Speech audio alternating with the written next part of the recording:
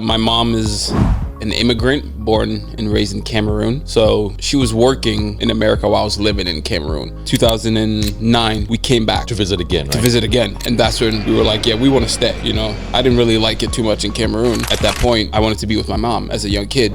The opportunity in America is so unlimited. Anyone can win. It's just what's in your mind and how you approach it. I always knew I was gonna be working for myself. I was like 17, 18. I always knew. I don't know what it was, but I saw in the American culture the repetitiveness of life, which means go to school, work a job, right? Pay off your loans, and then you keep doing the same thing forever and just doing that. And my first job was also door-to-door sales. That's the first thing I did. Which industry? This was fiber. I was selling for Verizon. We're getting people to switch over from Comcast or whatever they had and switch them over. I switched it, and I was like, cool, I'm just gonna go after door-to-door people because I know their lifestyle. I've done the job. I know what it takes to be successful. I was you, and I knew if I can help them have more energy, be better mentally. Overall, not only gonna make more money, they're gonna show up better for the people around them. 100%. That's the most important piece, the energy, the feeling good. From our experience back then, you have to put in the hours, and sometimes it comes at the opportunity cost of your own health.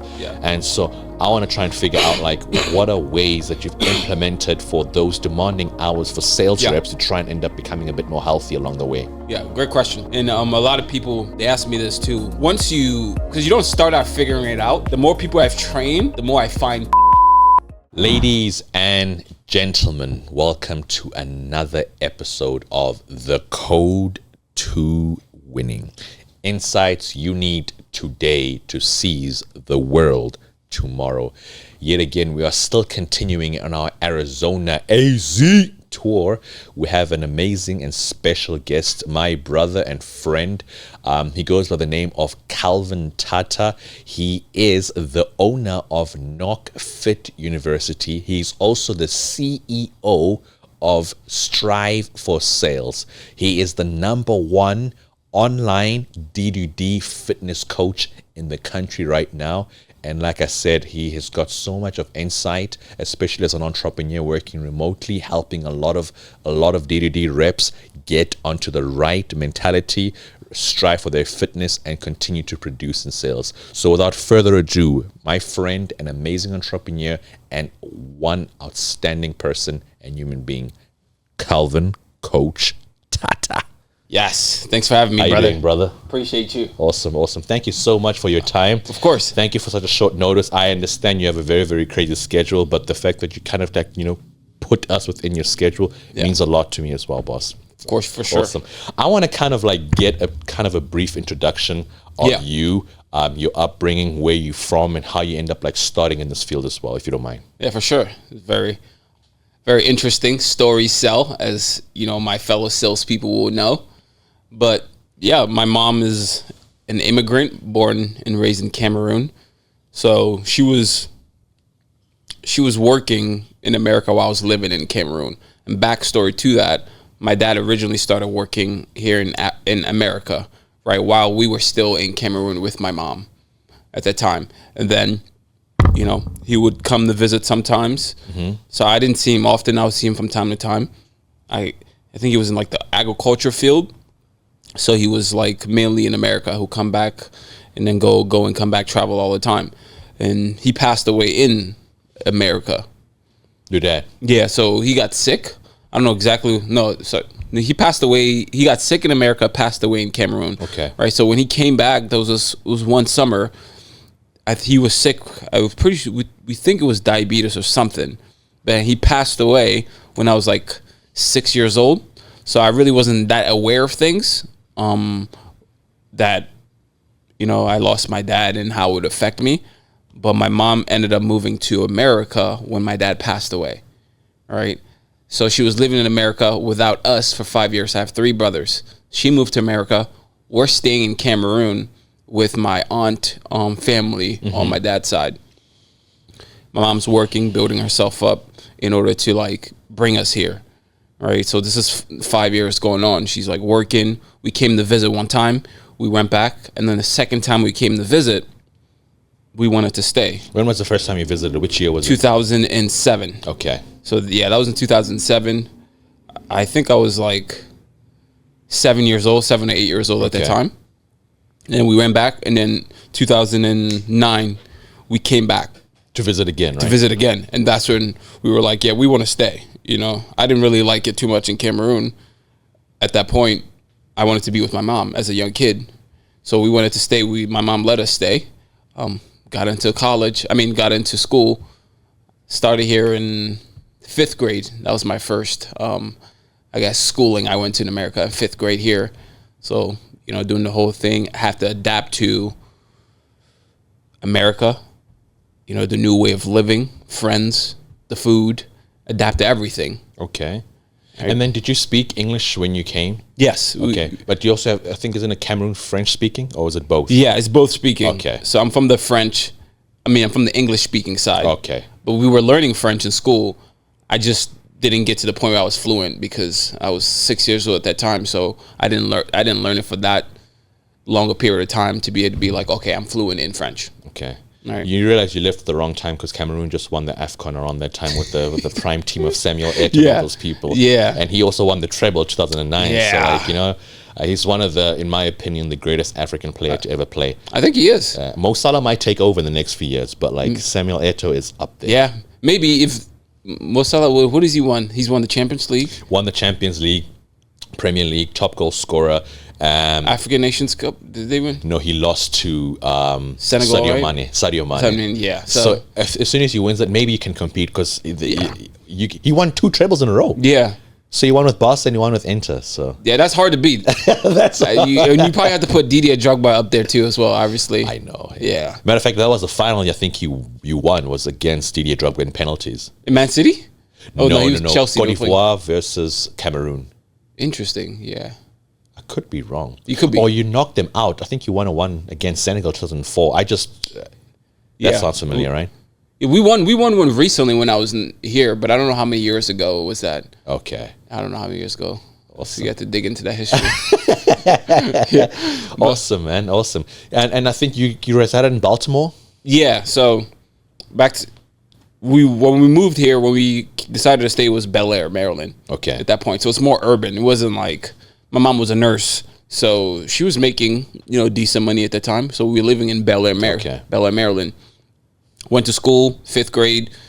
And it's weird because the white people were the nicest people to me. Right? They were a lot more welcoming. They wanted to understand my culture. Right? They were more patient with me. And Black Americans were the more racist ones. So, you know, when people talk about that thing here in America, it's weird. It was weird to see it because it's like, I look like you guys. How are you guys more arrogant to me than other people that don't look like me? You know, and that shaped my mind a lot when people talk about racism and all these things. I'm not like, I just see people for people. Yes, you see color overall, but till you talk to somebody and actually get to know them, you're not really going to know what's really in their heart. Mm-hmm. Right, so that's a segue. So I have a different approach than a Black person who's born here, and I think a lot of Africans do too as well. Okay, no, right. It's amazing you mentioned that. They made a statistic actually recently came out that the most successful Black group in America are Nigerian immigrants. Obviously, they come per capita. They made a study saying that because they come as immigrants, you often have a chip on your shoulder to try and completely succeed without a shadow of doubt. And I feel like obviously they come in numbers, but they usually either go for like the engineering, doctor, like mathematician. They kind of go for those fields. Absolutely. And like Wall Street, or you still go for like Silicon Valley, both East Coast, West Coast, and also like entrepreneurial space, like what we and I have been doing, those sales as well. So they often say that immigrants often do have a chip on their shoulder, and you have no choice but to succeed, including my best friend sitting there from Australia as well, and even Pascal. Yep. So this is the room of immigrants, you know what I'm saying? In America, pursuing the American dream. Absolutely. I think the biggest thing is understanding the opportunity that you do have, because if you're born here, you can be blinded by how privileged you are. There's a stat that goes around. If you make $32,000 in a year, you're in the top 1% of people in the whole wide world. Yeah. Whole wide world. And then to think about people in America, dude, you're making 50, 60K, whatever. You have a house. You know, you have food. You know where you can sleep the next day. And you still wake up and you're complaining. when you're in definitely the greatest country of all in the world because of the opportunity that it is here. How free you are to do what you want to do. Anyone can wake up and build a business. You can come from any place and come to this country and build a business and build a successful life. You don't get that opportunity in other countries. So that's why when I hear people complain about America, I'm going to leave. I'm like, you're not even grateful for what you have going on right here. Yes, we understand all the things that are happening in the world, but the opportunity in America is so unlimited. Anyone can win. It's just what's in your mind and how you approach it. I love that. And I think it's important to know that mindset plays a big role as well. Because if you have the unlimited belief, knowing that, listen, even with my current situation, it doesn't limit me to go to the next step and the next level as well. Because when we have unlocked potential, unlimited potential, which means nothing is stopping us from going from this step to the next step as well.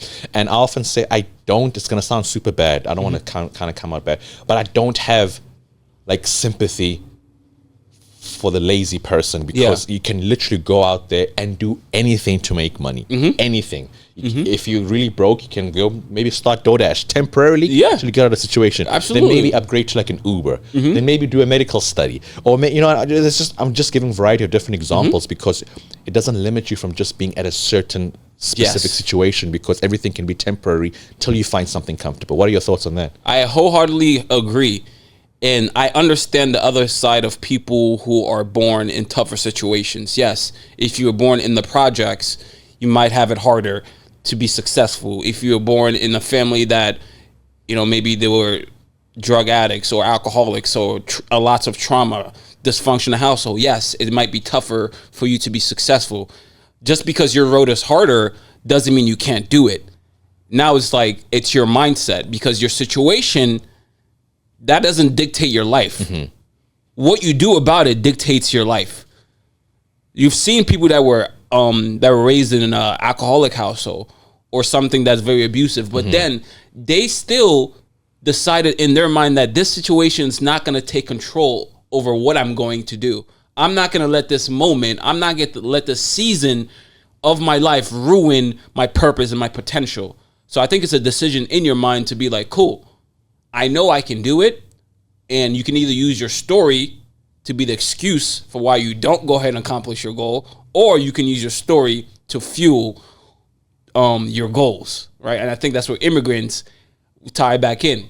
Our story fuels the purpose, right? We know where we came from. We know how hard it is. We know how hard our parents worked. We've seen them work. Now we know we have an easier path to be successful, right? So what is there to complain about? Right, so I think it's a environmental shift and a mindset shift, because you can complain or you can go win. I like winning. Quote to winning. That's what I like. There's a mic drop right there. It's just imaginary, but just pretend it just dropped right there. You know what I'm saying? Now I want to talk. I love that, man. It's these are my favorite conversations. I love stories, and like I said, I couldn't be more grateful for the opportunity for you to come in the studio today. I want to talk about also like when you started off. For sure. I noticed we have a lot of mutual friends, especially in the door-to-door space as well. And you being the #1 fitness coach, especially for door-to-door, like reps. Can you just talk about like your entrepreneurial journey even before you started that, how things started off for you? Great. Yeah. For some reason, I always knew I was going to be working for myself. I was like 17, 18. I always knew. I don't know what it was, but I saw in the American culture the repetitiveness of life, which means go to school, work a job, right? Pay off your loans, and then you keep doing the same thing forever and just doing that. So I kind of understood that I didn't want to live that kind of lifestyle. And I also saw my mom working super, super hard.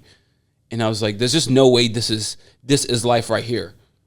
This is not like you work this much and then you barely have time to spend with your family. And then they tell you what to do with your life, when to clock in, when you can take vacations. You could only maybe take vacations twice a year. So right then and there at 17, 18, I was already talking to my friends like, there's no way I'm not working. We used to say this thing like, I'm not working for the white man or something like that, right? But it's like, I'm not going to be a slave. Mentally. Yeah, like mentally, I'm not going to be a slave. Even at my job, yes, your career can fuel, your passion or you to own your own thing. But that's not my end goal. So right then and there, 17, 18, I knew And then my first job was also door-to-door sales. That's the first thing I did. Which industry? This was fiber. I was selling for Verizon. Okay. We're getting people to switch over from Comcast or whatever they had, switch them over. So first job was door-to-door sales. Everything's commission. There's no one's, there's no hourly, right? If you don't work, you don't eat. So right then and there, I'm like, oh, this is a different ballgame. I'm hitting doors. People are cursing me out, slamming doors in my face. I'm like, oh, wow, this is different. Like nothing I ever saw. So I'm doing that, but I'm getting really good. I'm closing deals. I get promoted in 2 weeks to become a team leader because I was just naturally persistent. And door-to-door, a lot of stuff is just like being persistent and having a strong mind and not taking things personally. So it didn't faze me when people were being rude. I just kept going, and I had that persistence, and I was really good in door-to-door sales. And where were you selling? Like the specific place? Yeah. So this was back in it was in Maryland, right? Okay. We would be sometimes in Baltimore or. Oh, but you were in the Maryland state. Yeah, in the whole Maryland. Okay. Or we do a blitz. You know how they do blitzes, Yeah. like 10-day. Yeah. So I did fiber for 2 years. After I did fiber, I went over to roofing. Right, I did roofing sales for another 2 years. I didn't really like that experience because of the leadership that was there. But I was doing door-to-door throughout college. I was doing sales throughout college. I've done all types of sales. I was doing brand ambassador stuff where you go into, grocery stores and you kind of sell stuff. I've done retail sales. I was recruiting drivers for Lyft. I sold a bunch of different things. Excuse me. Yeah, I've been in sales my whole life, so all I know is really sales. But once I graduated, and I was trying to chase my, sorry, I graduated and I was like, well, I'm not going to any more school. I knew that for sure. Once I graduated, I was like, there's just no way you're going to catch me going to get another degree or, going to get my master's. I'm like, I don't see the point. When you say graduate, you mean college, right?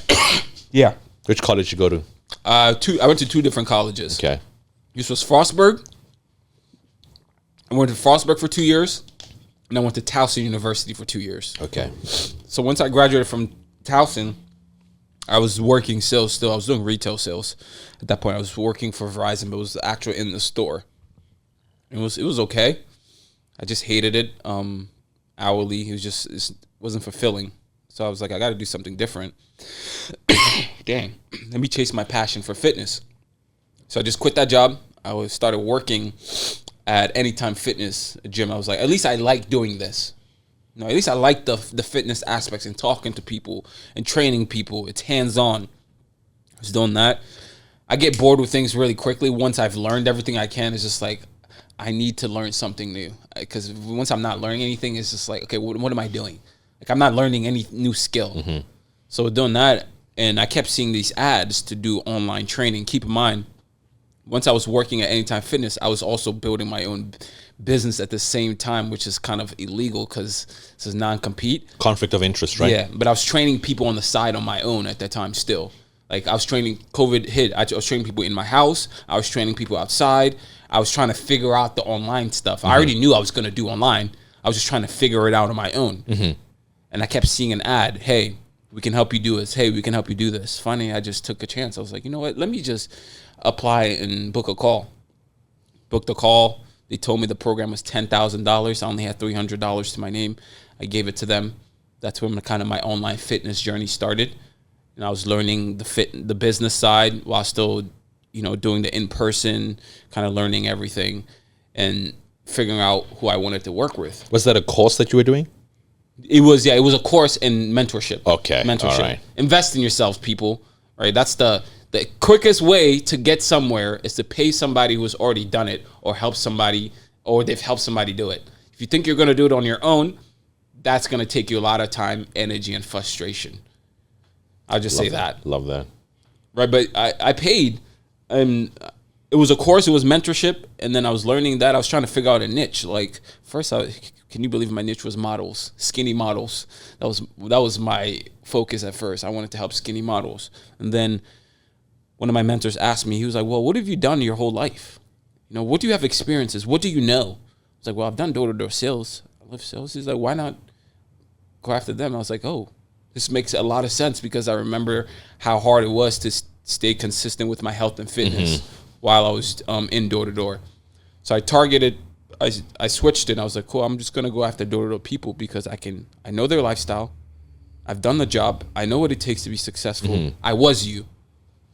And I knew if I can help them have more energy, be better mentally, they're overall not only going to make more money, they're going to show up better for the people around them. 100%. That's the most important piece. The energy, the feeling good, the being there to help your family out, showing up for your wife, showing up for your kids. That's my mission, not more so the money. The money is just a byproduct of consistently showing up and leading yourself. And then 100%. Everything else kind of falls into place. So I took my passion for fitness, my sales experience, and combined it together, and they birthed the niche. Right now, we still help door-to-door salespeople, but now we're going after all salespeople. Because I had a conversation with God. It was kind of like, why are you limiting yourself to only door-to-door sales? You can help everyone who's in sales. Awesome, man. I love that so much. And I love the fact that it was easy for you to go to something that you've done before. So it's easily relatable, because sometimes people jump into a specific niche and then they'll learn along the way. Yeah. Whereas you already knew the door-to-door. You already know the lifestyle is a very demanding lifestyle. Yep. You know that it's because it's 1099s. People are working for themselves. If you don't make money, you don't eat kind of mentality.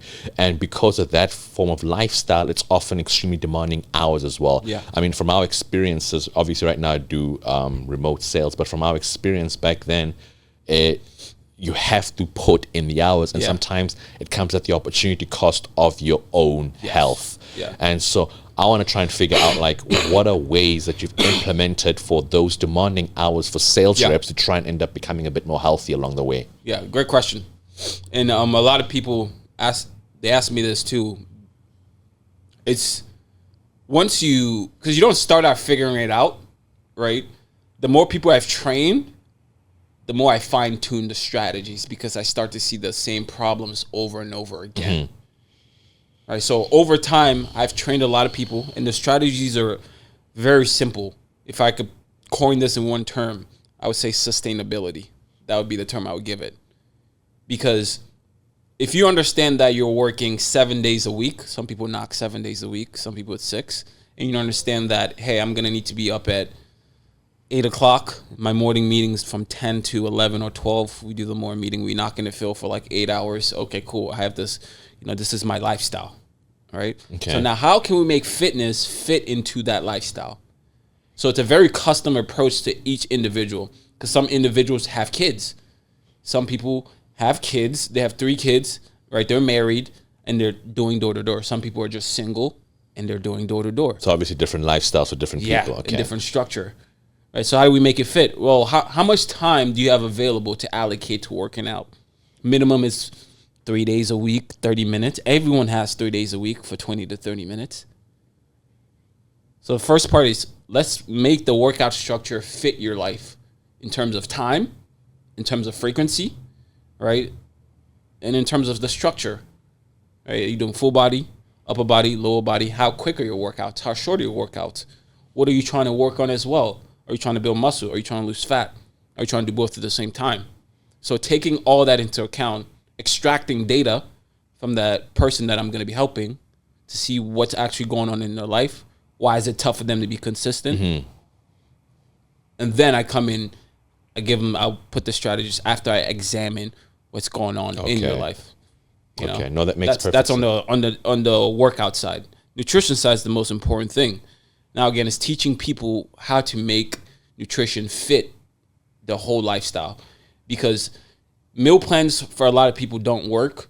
It can work, but if you're someone that's on the go, constantly moving, it's going to be hard to be like, hey, here's a meal plan, here's a piece of paper, follow that. You're going to be like, what the heck? What happens when I'm traveling with my team? What happens when I'm eating dinner out with my family, celebrating on Thanksgiving? All these other scenarios that are actually part of life that you need to be prepped for.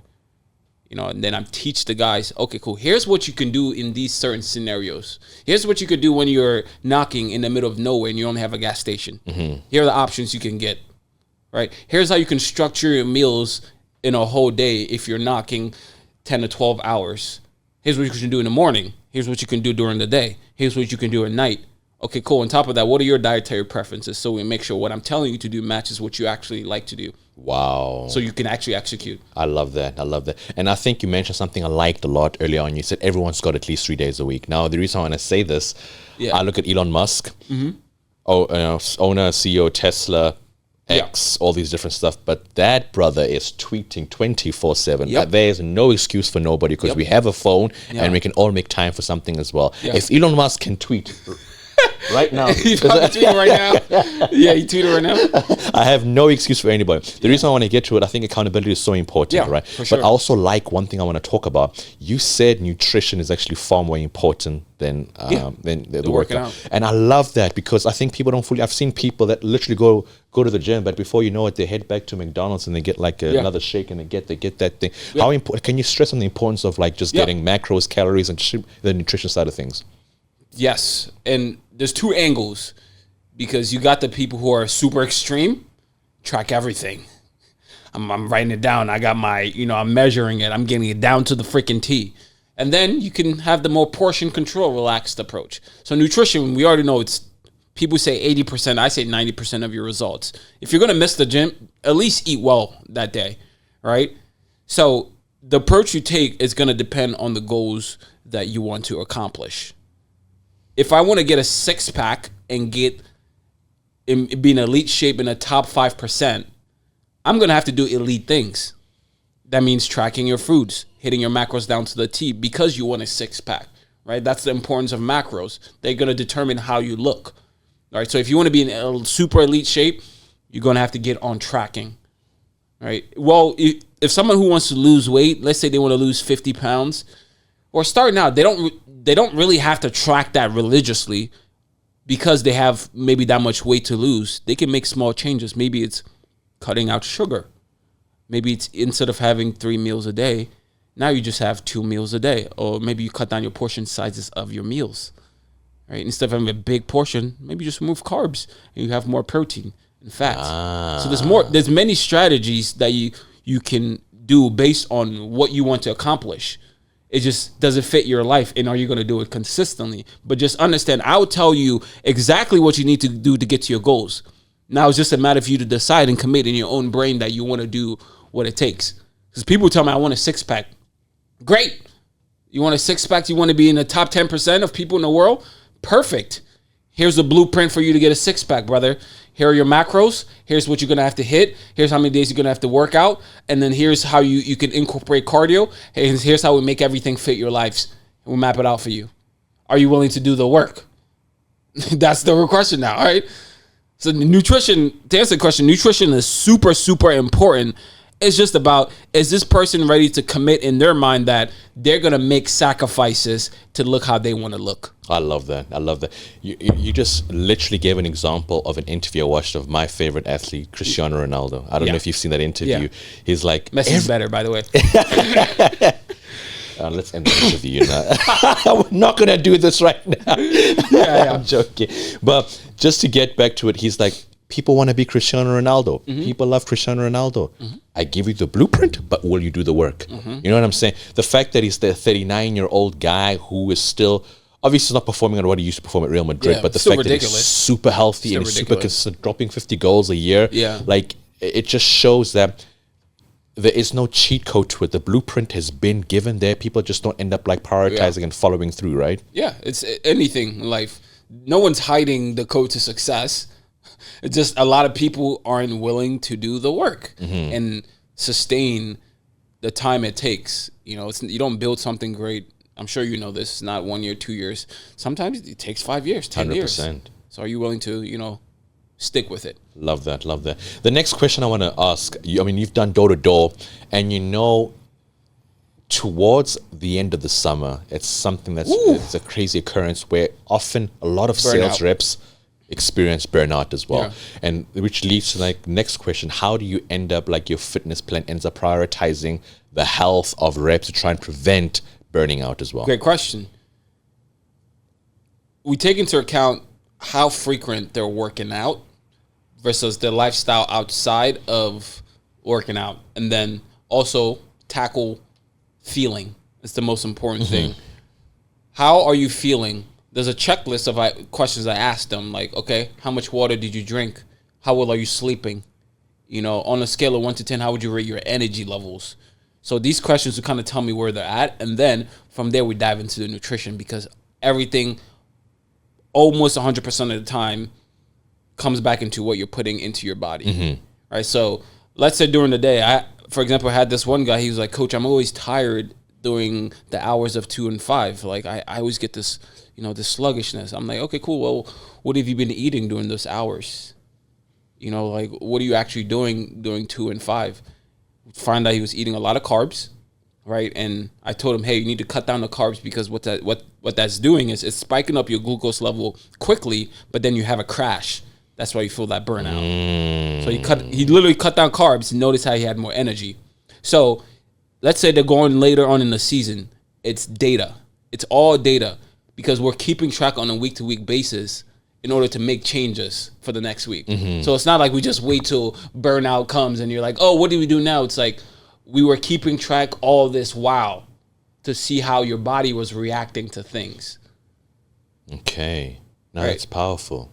So it's just what gets tracked gets managed. It's the same thing with the sales approach. You go throughout, you're crushing it, and then your sales starts falling off, right? Maybe your sales manager might ask you, well, are you knocking that many doors still like you were in the beginning?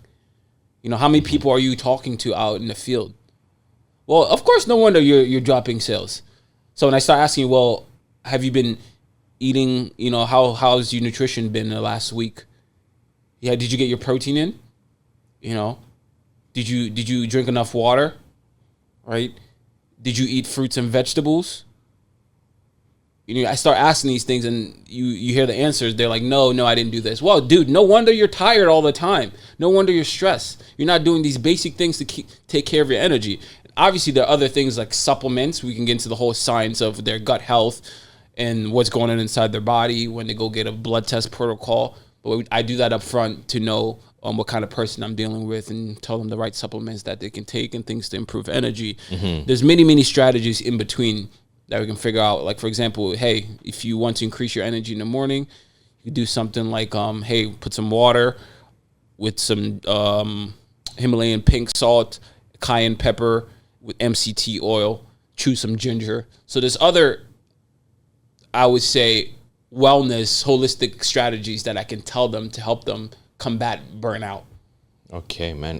Wow, this is very educational, bro. Yeah. I just lost one question. You're giving me a whole degree for it, bro. I love this stuff, as you can tell. I love that. I'm really passionate about it. I love that so much. Now, personally, for me, I'll just the one help that maybe some viewers may be experiencing. It's not necessarily I've studied the importance of deep sleep. Yeah. And sleep is so important. Yes. And I don't have a consistency of like proper deep sleep. Are there ways that people can like try and get into a healthy habit of sleeping? Obviously, you can set a time. I sleep at that time, wake up at that time. But the older I get, the more I seem to appreciate sleep a bit more, and I don't sleep often. Like you know, so I want to. Can you touch a bit on that as well? Yeah, for sure. I can give you multiple practical strategies. First one, I would say for people, is making sure they're not looking at a screen before bed, at least like an hour, ideally 2, right? You don't, because you're essentially telling your brain that it's still daytime. Your brain thinks it's still daytime, so it's never going to end up falling asleep. So you want the room to be dark, right? Keep the room cool, like above room temperature. It's good to sleep in a cool room. You take a hot shower too before that. What the hot shower does is relaxes your body, relaxes your mind, relaxes your nervous system, right? Magnesium is also good for that. That's going to help relax your nervous system, to help you calm down your brain. For a lot of people who are at nighttime, their brain is just running around. Calm down your brain.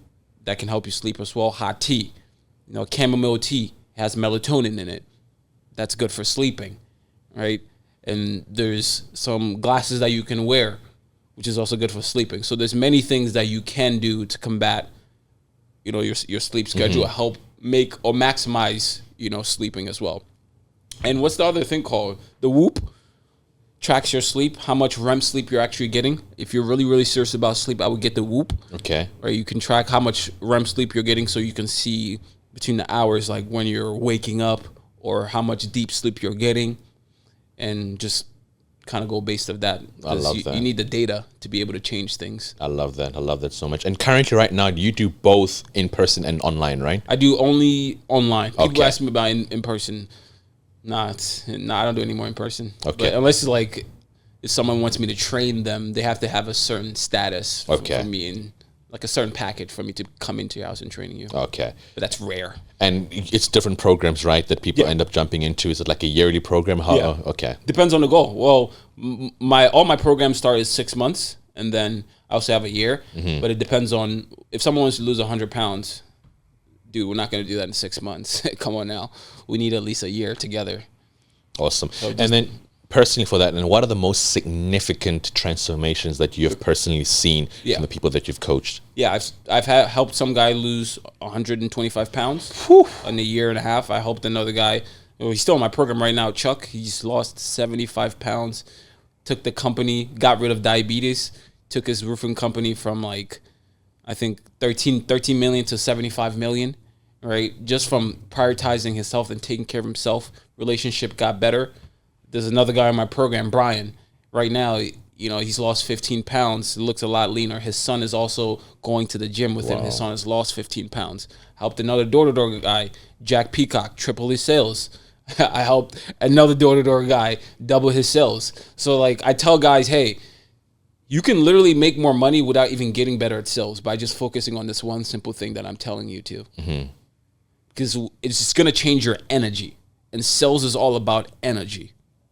You can learn all the scripts you want in the world. You can listen to all the motivational hype videos. But when you show up on that call, when you show up to that doorstep, you don't have the energy, people will feel that.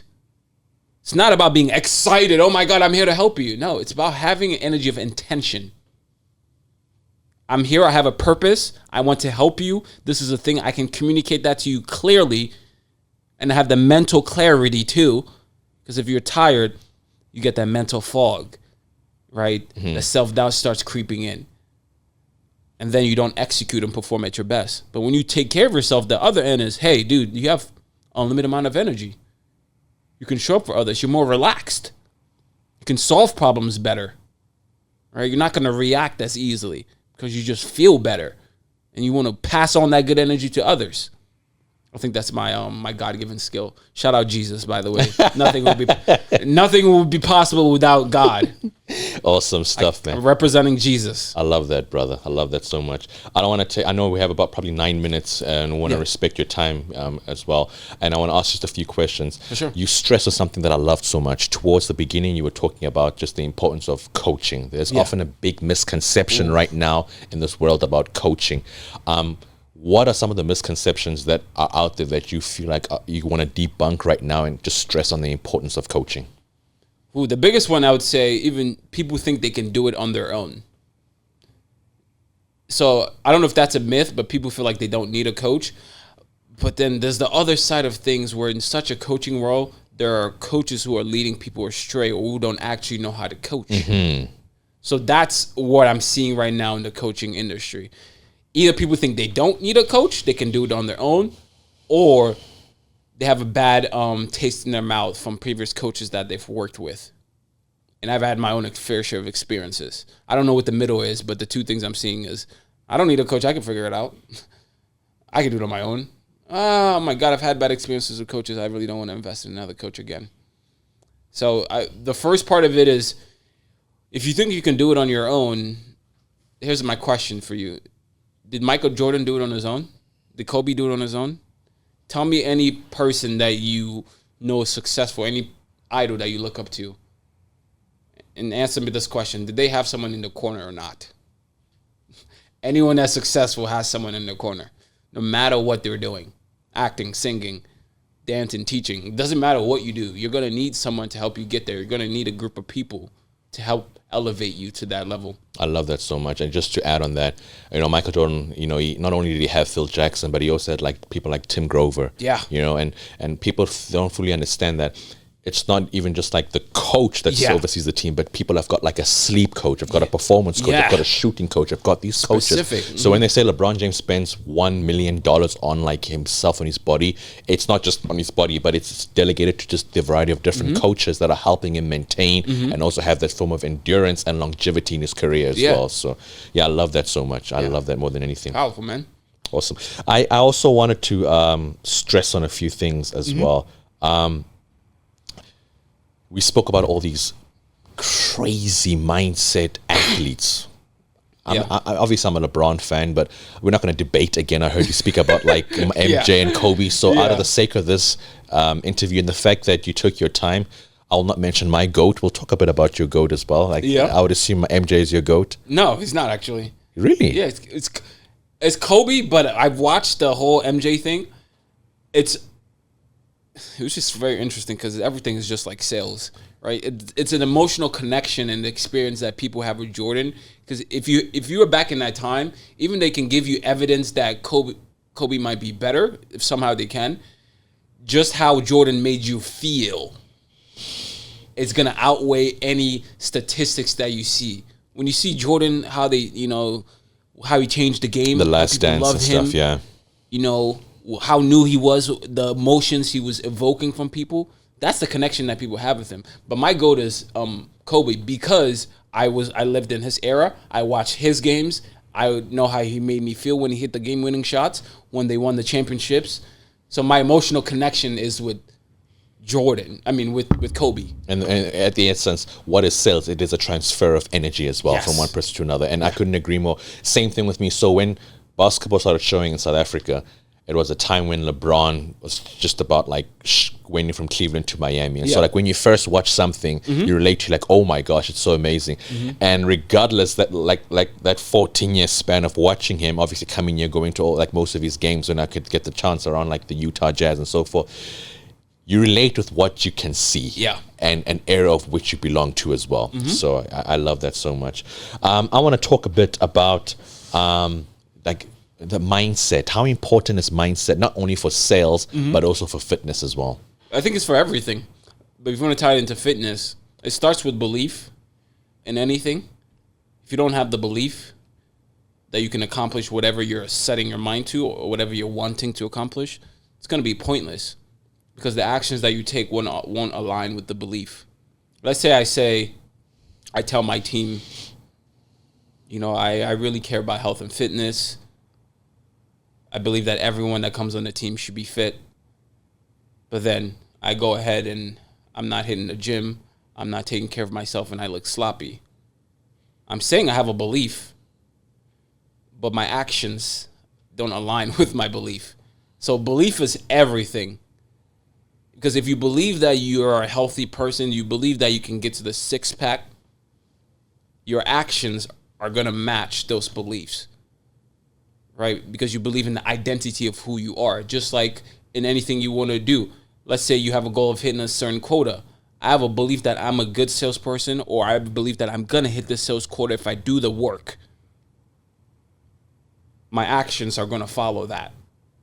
Right? So belief dictates what you do. No matter what area it's in. It starts with your mindset and what you actually believe about yourself to be true.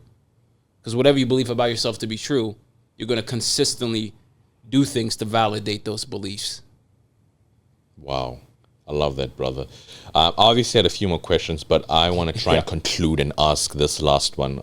You literally have a training coming up in the next like 10 minutes or so. Yeah. But like the entire purpose of me inviting guests is because they all have one thing in common. They're all winning in life, and they're winning in life because they're also winning in different areas, especially in business as well.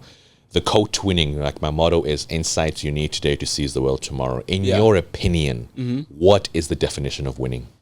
Ooh, in my opinion, I think winning is subjective.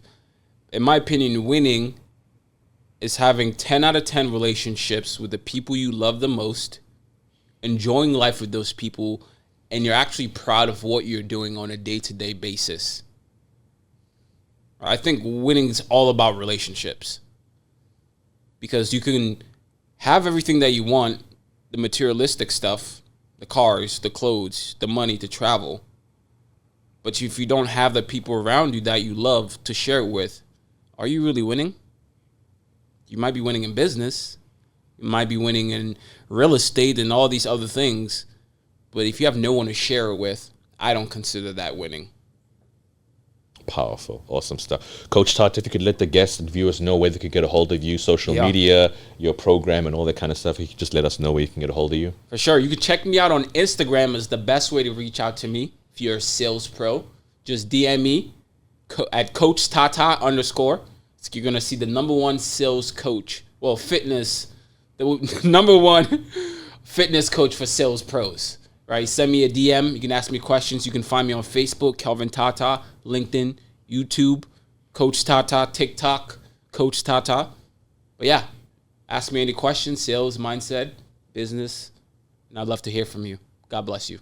Ladies and gentlemen, Coach Tata. Thank you so much, Kelvin Tata. Appreciate your time, brother. This was fun. Thanks.